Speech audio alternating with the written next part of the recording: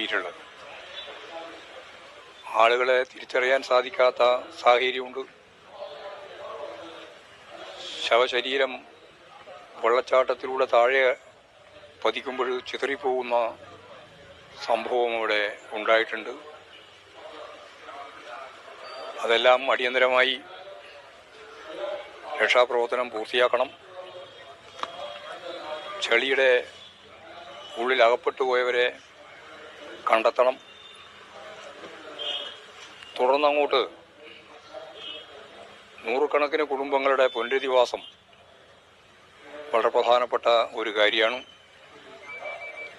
ആയിരക്കണക്കിന് സന്നദ്ധ പ്രവർത്തകരാണ് കക്ഷി രാഷ്ട്രീയത്തിന് അതീതമായി അവിടെ എത്തിച്ചേർന്നത്. മേപ്പാടി മുതൽ അങ്ങോട്ട് ഈ ജനങ്ങളാകെ ഒരുമയോടെ